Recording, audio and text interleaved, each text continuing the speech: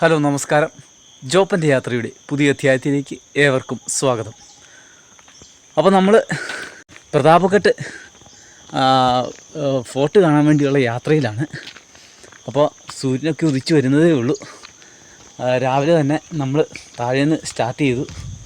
ഇന്നലെ കിടന്നത് ഇത് കോട്ടയുടെ പണികൾ നടക്കുന്ന ഒരു കമ്പനിയുടെ ഷെഡിലാണ് കിടന്നത്.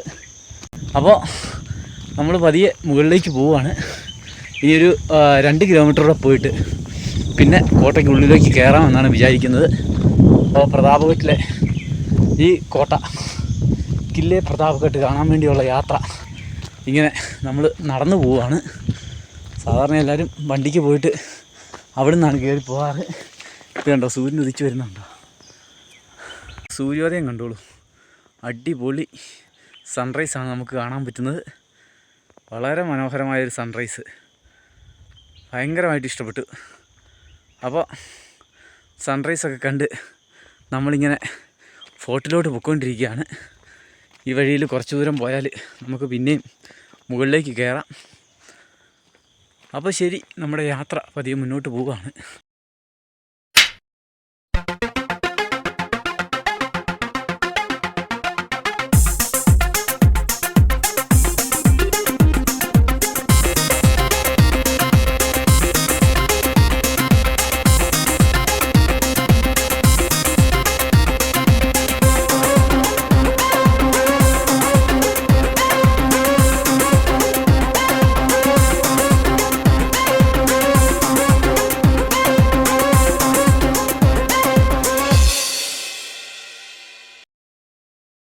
അപ്പോഴത്തേ നമ്മൾ പ്രതാപഘട്ട് ഫോർട്ടിലോട്ട് എത്തിയിട്ടുണ്ട്.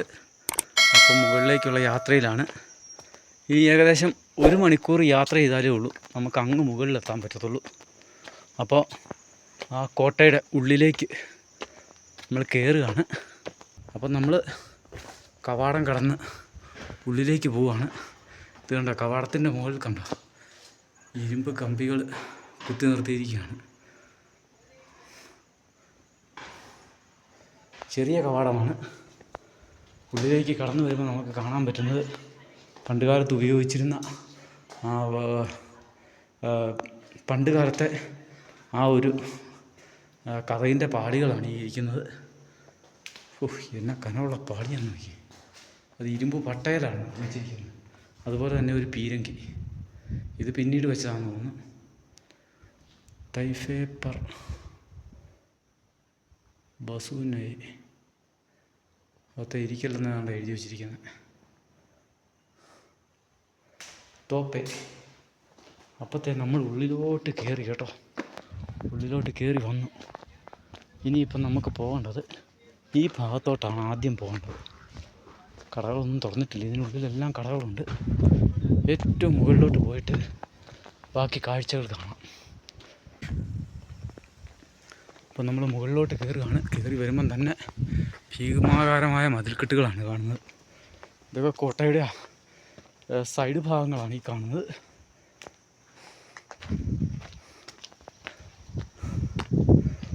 അപ്പോഴത്തെ ഒന്നാമത്തെ ഏരിയയിൽ രണ്ടാമത്തെ ഏരിയയിലോട്ട് വന്നപ്പോൾ തന്നെ നമുക്ക് ഈ പ്രദേശം മുഴുവൻ കാണാൻ പറ്റുന്നുണ്ട്.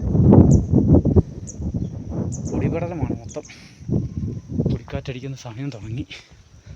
അപ്പോൾ നമ്മൾ നേരെ മുകളിലോട്ട് കയറി ഇങ്ങനെ മുകളിലോട്ട് പോവുകയാണ്. പിന്നെ മുകളിലൊക്കെ വീടുകളാണ് കേട്ടോ, ആളുകൾ താമസിക്കുന്ന സ്ഥലങ്ങളാണ്. ഇവിടുത്തെ എല്ലാ കോട്ടകളുടെ ഉള്ളിലും ഒരു ഗ്രാമം കാണാം. അപ്പോഴത്തെ താഴെ ഒരു വലിയ വെള്ളത്തിൻ്റെ സ്രോതസ് നമുക്ക് കാണാൻ പറ്റും.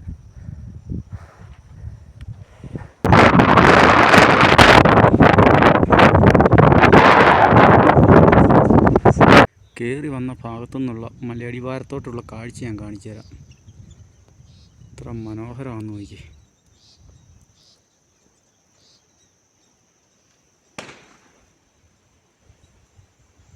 അതേ സമയത്ത് ദേവിയുടെ കുറേ പേര് ഇരിപ്പുണ്ട് കേട്ടോ. അപ്പം നമ്മൾ കയറി വരുമ്പം കാണുന്ന ഒരു കാഴ്ചയെന്ന് പറഞ്ഞാൽ ഈ മനോഹരമായ കാഴ്ചയാണ്.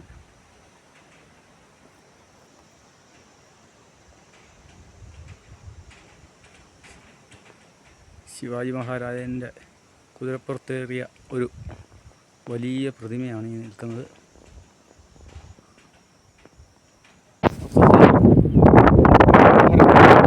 ഈ ഭൂപ്രദേശത്തിൻ്റെ മുകളിൽ അതിബൃഹത്തായ ഒരു കോട്ട. ഇതാണ്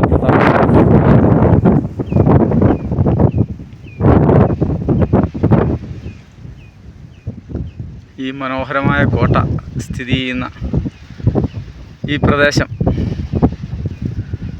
ഏറ്റവും മുകളിലാണ്. അതായത് നമ്മൾ വന്ന വഴിയൊക്കത്തെ ആ ഭാഗത്തൊക്കെയാണ്.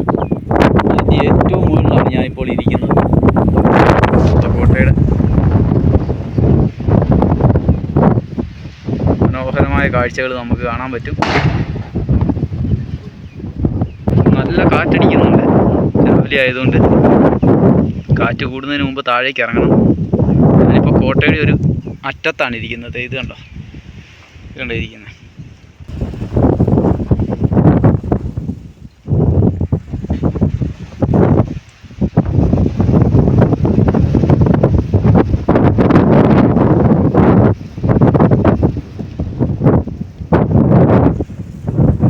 അപ്പോൾ ആ കാണുന്നതാണ് ഇവിടുത്തെ ദേവീക്ഷേത്രം. കണ്ടോ ഞാൻ നിൽക്കുന്നതിൻ്റെ താഴത്തെ ഭാഗത്തെ ചെടികൾ നിൽക്കുന്നുണ്ട്. അല്ലെങ്കിൽ കയറി വരാൻ പറ്റും കേട്ടോ. അതൊക്കെ വീടുകളാണ്. ഇത് മുഴുവൻ ഗ്രാമമാണ്. 100 വീടുകളുള്ള ഒരു ചെറിയ ഗ്രാമമാണ് ഈ കോട്ടയുടെ മുകളിലുള്ളത്. ദേവീക്ഷേത്രം ഇവിടെയുണ്ട്. ഇതിൻ്റെ തൊട്ടടുത്ത് തന്നെ മറ്റൊരു ക്ഷേത്രം കാണാം. ഈ കുടുംബക്ഷേത്രമാണ്. ഇവിടെ മറ്റൊരു ക്ഷേത്രവും കാണാം. പിന്നെ ഒരു ഹനുമാൻ ടെമ്പിളുണ്ട്. ഛത്രപതി ശിവജി മഹാരാജ് ഏറ്റവും കൂടുതൽ യാത്ര ചെയ്ത വഴികളിൽ ധാരാളം കോട്ടകൾ നിർമ്മിച്ചിട്ടുണ്ട്. അതിൽ ഏറ്റവും പ്രധാനമായിട്ടുള്ള ഒരു കോട്ടയായിരുന്നു ഇത്. ഇത്രയും ഉയരത്തിൽ ഇത്രയും ഏരിയ കാണത്തക്ക രീതിയിലുള്ള ഒരു കോട്ട. അതായത് താഴെ കാണുന്ന പ്രദേശങ്ങൾ മുഴുവൻ ഈ കോട്ടയുടെയാണ്. എങ്ങോട്ട് നോക്കിയാലും നല്ല കാഴ്ചകൾ മാത്രമേ ഉള്ളൂ. ഈ പൂത്ത് നിൽക്കുന്ന ചെടികളൊക്കെ മൊത്തമായിട്ടും കല്ലിൻ്റെ കളറിലേക്ക് മാറും. അപ്പോൾ ഇത് കോട്ടയാണോ അതോ മലനിരയാണോ എന്നറിയാൻ വരാത്ത ഒരു രീതിയാവും. കാരണം മഴക്കാലത്ത് ഇങ്ങോട്ടേക്ക് ആർക്കും കയറി വരാൻ പറ്റില്ല. ഇവിടെ എല്ലാം വെള്ളച്ചാട്ടമുള്ളതാണ്. ഈ മലയുടെ ഇടുക്കുകളിൽ നിന്നെല്ലാം വെള്ളം താഴേക്ക് ഒഴുകുന്നതാണ്.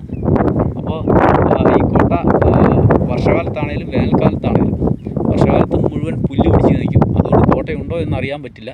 ഇന്നലെ തന്നെ ഞാൻ വരുമ്പോൾ തന്നെ അവിടെ ഉണ്ടായിരുന്ന ഒരാളാണ് എന്നെ കാണിച്ചു തന്നത്. ആ മുകളിൽ കാണുന്നതാണ് കോട്ട എന്ന് പറയുന്നത്. അപ്പോൾ അതുപോലെ തന്നെയാണ് ഇവിടെ വന്നപ്പോഴത്തെ കാഴ്ചയും. കാരണം കോട്ടയുണ്ടോ ഇല്ലയോ എന്ന് നമ്മൾ അടുത്ത് വരുമ്പോൾ മാത്രമാണ് ഇതൊരു കൽപ്പറ്റ. അല്ലെങ്കിൽ ഇത് മുഴുവൻ ഒരു കരിങ്കല്ല് കൊണ്ടുള്ള ഒരു മലനിര മാത്രമാണ് നമുക്ക് കാണാൻ പറ്റുക. ആ മലയുടെ മുകളിൽ ഒരു പച്ചപ്പ് പോകുന്നുണ്ടോ. സൂര്യപ്രകാശം അടിച്ചപ്പോൾ ആ പുല്ലെല്ലാം തിളങ്ങുന്നു. അതിന് താഴെ ഒരു ക്ഷേത്രമുണ്ട്. ഈ മലയുടെ മുകളിൽ ഇങ്ങനെ ഇരുന്നുണ്ട്. കോട്ടയുടെ മുകളിലാണ് ഞാൻ ഇരിക്കുന്നത്. കോട്ടയുടെ മുകളിൽ നല്ല ചെങ്കുത്തായ ഭാഗത്തായിരിക്കുന്നത്. ധൈര്യമൊക്കെ ഉണ്ടെങ്കിൽ ഇങ്ങനെയൊക്കെ മണ്ട കയറിയിരിക്കാൻ പറ്റത്തുള്ളൂ. അത് നമ്മുടെ ചില ആളുകളൊക്കെ വന്നേ ഉള്ളൂ ഇങ്ങനത്തെ അഭ്യാസങ്ങൾ കാണിക്കാറുള്ളൂ. ഞാൻ ഒറ്റയ്ക്ക് വന്ന് അഭ്യാസം കാണിച്ചുകൊണ്ടിരിക്കുന്നത്. നല്ല കാറ്റടിക്കുന്നുണ്ട്. അതുപോലെ തന്നെ കുരങ്ങന്മാരെ നോക്കാം. ബാഗൊക്കെ താഴെ വെച്ചിരിക്കുകയാണ്. ഇത് ബാഗ് അവിടെ ഇരിക്കുന്നത്. അപ്പോൾ അവന്മാർ വല്ലതും തട്ടിക്കൊണ്ട് പോയാൽ അതുകൂടെ ശ്രദ്ധിക്കണം എന്നുള്ളത് എൻ്റെ വലിയ ഓർമ്മയാണ്.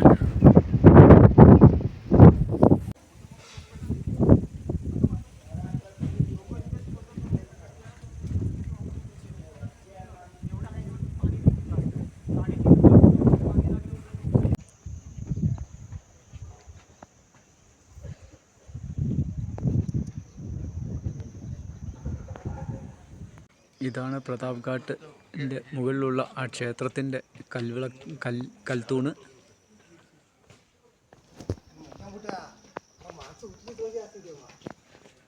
ഇതാണ് കോട്ടയുടെ മുകളിലുള്ള ആ ദേവീക്ഷേത്രം. ഇവിടെ ഇതിന് മുകളിലോട്ട് നമുക്ക് കയറിപ്പോകാനുള്ള നടവഴികളാണ് കാണുന്നത്. അതോടൊപ്പം തന്നെ ഇവിടെയും ഇതുപോലെ തന്നെ ഒരു ഗോപുരം ഉണ്ടായിരുന്നതാണ്. അത് നശിച്ചു പോയതാണെന്ന് തോന്നുന്നു. കാരണം അതിൻ്റെ കല്ലെല്ലാം പൊട്ടി നിൽക്കുന്നത് നമുക്ക് കാണാൻ പറ്റും. അതുപോലെ തന്നെ ഇതിനുള്ളിലേക്ക് പോകാനുള്ള മറ്റൊരു മാർഗമുണ്ട്. ഇതാ 2-3 കവാടങ്ങൾ. എനിക്ക് തോന്നുന്നു ഇതിൻ്റെ മുകളിൽ മുൻപ് അതിൻ്റെ കവറിങ് ഉണ്ടായിരുന്നിരിക്കണം. കാരണം അല്ലെങ്കിൽ ഇത് ക്ഷേത്രത്തിലേക്കുള്ള ഒരു പ്രത്യേക വഴിയായിരുന്നിരിക്കണം. അതുകൊണ്ട് കാണുന്നത് ഇതിൻ്റെ കവറിങ് എല്ലാം നശിച്ചതാണ്. കൊത്തുപണികളോട് കൂടിയ ഒരു കവാടമാണ്.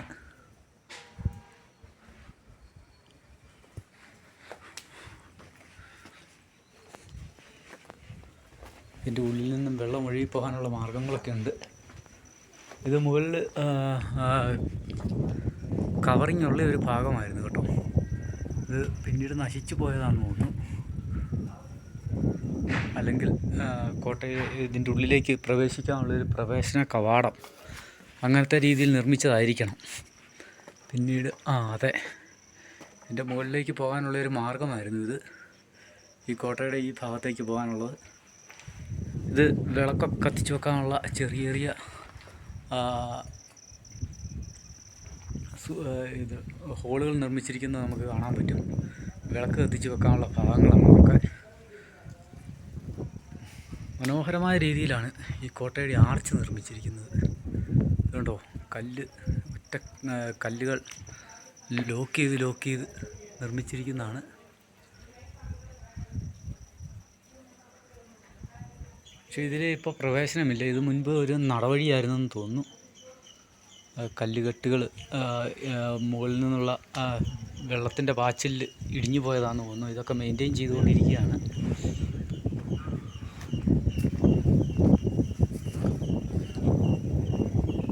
മനോഹരമായൊരു നിർമ്മിതിയായിരുന്നു ഇത്. പക്ഷേ ഇപ്പോൾ അത്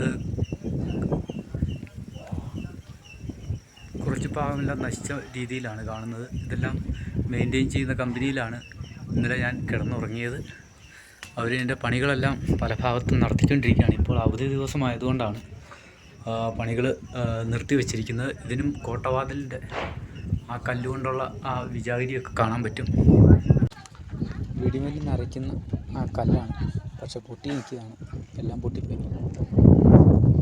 അതിൻ്റെ പ്രാധാന്യം അറിയാത്തവർ നശിപ്പിച്ചതാണ്. ഇതിൻ്റെ അകത്ത് ഒരു കമ്പിട്ടിട്ട് ഇത് കറക്കും. 2 സൈഡിൽ നിന്ന് കറക്കിയിട്ടാണ് വെടിമരുന്ന് ഉണ്ടാക്കിക്കൊണ്ടിരുന്നത്. ഇതിൻ്റെ വലിയ രൂപങ്ങളൊക്കെ നമ്മൾ പല കോട്ടകളിലും കണ്ടിട്ടുണ്ട്. ചിത്രദുർഗ കോട്ടയിലും കൂടാതെ ഈ ഇടയ്ക്ക് ഗോവയ്ക്ക് പോയപ്പോഴൊക്കെ നമ്മൾ കണ്ടതാണ്. ഇതൊക്കെ വെടിമരുന്ന് സൂക്ഷിക്കുന്ന ചെറിയ ചെറിയ കുഴികളാണ്. വെടിമരുന്ന് സൂക്ഷിക്കുന്ന സ്ഥലങ്ങൾ, എണ്ണ സൂക്ഷിക്കുന്ന സ്ഥലങ്ങൾ, അതൊക്കെയാണ് ഈ കുഴികൾ.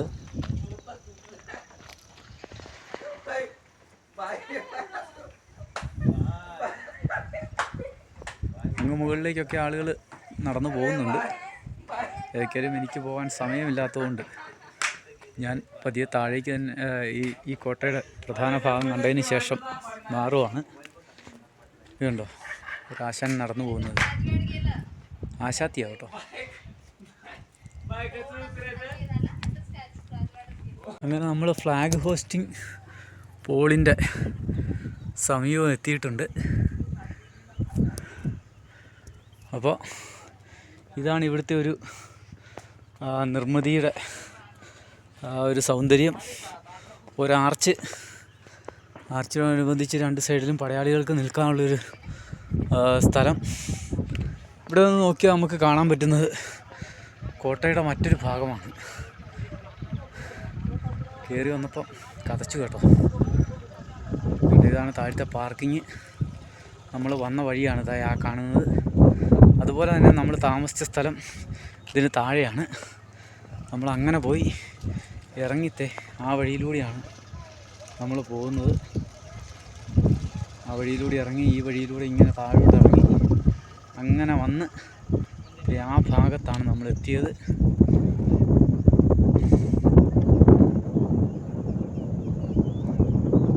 അവിടവും കഴിഞ്ഞ് അങ്ങ് താഴെ കാണുന്ന ഒരു വെള്ള ഷീറ്റ് കാണുന്നില്ലേ, അവിടെയാണ് നമ്മൾ തങ്ങിയിരിക്കുന്നത്. കുഞ്ഞി അവിടെയാണ് ഇരിക്കുന്നത്. അവിടെ നിന്നാണ് നമ്മൾ കയറി വന്നത്. വഴിയിലൂടെ വണ്ടികളൊക്കെ പോകുന്നത് കാണാം. നമ്മൾ നമ്മൾ ഇടത്തെ സൈഡ് വഴിയാണ് വന്നത്. ഇനിയിപ്പം വലത്തോട്ടാണ് പോകുന്നത്. അതാണ് മഹാബലീശ്വർ ഏരിയ.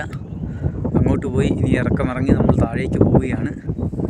അപ്പോൾ ശരി, നമ്മൾ പതിയെ താഴേക്ക് പോവുകയാണ്. ഇവിടുത്തെ കാഴ്ചകൾ എന്ന് പറഞ്ഞാൽ ആ സീസൺ ഫ്ലവേഴ്സിൻ്റെ ഒരു കാഴ്ച. ഇപ്പോൾ നമുക്ക് കാണാൻ പറ്റുന്നത് ആ ക്ഷേത്രത്തിൻ്റെ 2 സ്തൂപങ്ങളാണ്. ക്ഷേത്രത്തിനുള്ളിലെ 2 സ്തൂപങ്ങൾ.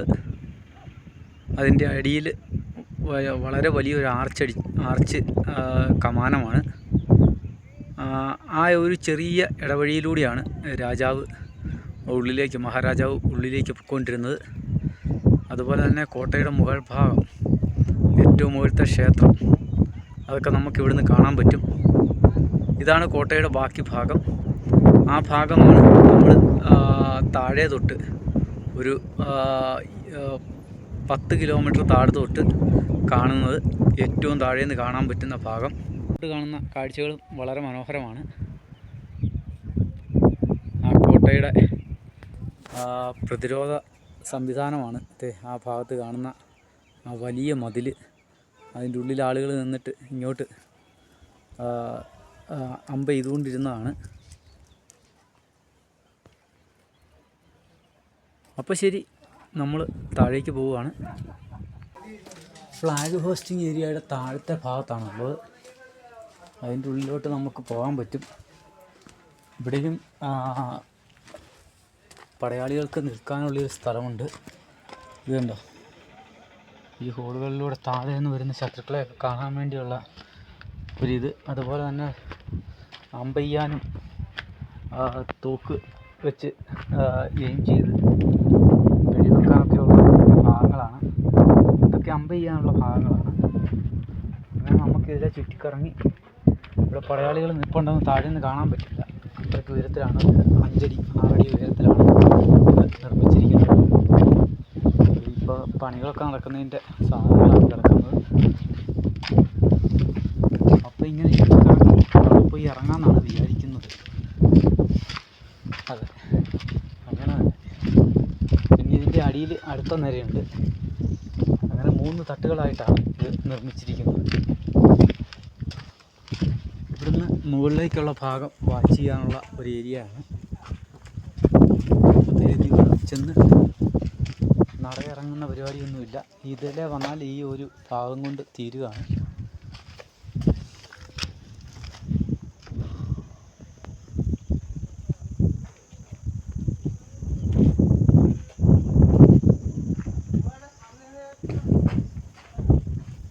ഇവിടെ വന്നാൽ ആ കോട്ടയുടെ ബാക്കി 3/4 ഭാഗവും നമുക്ക് കാണാൻ പറ്റും. ഇതാണ് ഇവിടുത്തെ ടോയ്ലറ്റാണിത് കേട്ടോ. പഴയ കോട്ടയുടെ ടോയ്ലറ്റാണിത്. ഇവിടെ നിന്നാണ് ആൾക്കാർ പ്രാഥമിക കർമ്മങ്ങളൊക്കെ ചെയ്തുകൊണ്ടിരുന്നത്. പ്രാഥമിക കൃത്യങ്ങളൊക്കെ ചെയ്തുകൊണ്ടിരുന്ന ഭാഗമാണ് ഇത് കേട്ടോ. ഇവിടെ വന്നിരുന്നിട്ട് ഈ ഹോൾ വഴിയാണ് അത് സാധിച്ചുകൊണ്ടിരുന്നത്. അതാണ് ഇങ്ങനെ ചെറിയ ചെറിയ ഭാഗങ്ങൾ ഈ കോട്ടയ്ക്കുള്ളിലുണ്ട്. ഇങ്ങനെ കൽക്കെട്ടിലിൻ്റെ ഉള്ളിൽ തന്നെ പ്രാഥമിക കർമ്മങ്ങൾ ചെയ്യാനുള്ള ഒരു ഭാഗം. അതിനാണ് ഈ 2 ഭാഗത്ത് ഡോറ് വച്ചിരിക്കുന്നത്. അങ്ങേ സൈഡിൽ നിന്ന് ആൾക്കാർക്ക് വരുന്നത് കാണാൻ പറ്റും. പക്ഷേ ഇവിടുന്ന് അങ്ങനെയല്ല. ഇവിടുന്ന് കോട്ടയുടെ ഭാഗമാണ് മുകളിൽ കോട്ടയുടെ ഭാഗം. അവിടെ പടയാളികൾ നിൽക്കും. ഇവിടെ ആളുകൾക്ക് വന്ന് പ്രാഥമിക കാര്യങ്ങൾ ചെയ്യാനുള്ളൊരു സൗകര്യമുണ്ട്. ഒരു ടോയ്ലറ്റ് സൗകര്യം.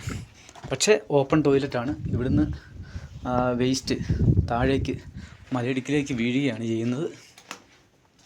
അപ്പോൾ ശരി, നമ്മൾ തിരിച്ച് ഈ ഡോറിലൂടെ വെളിയിലേക്ക് ഇറങ്ങുന്നതാണ്.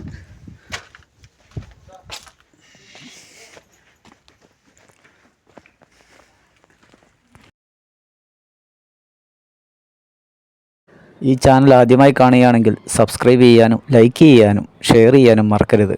അപ്പോൾ ശരി.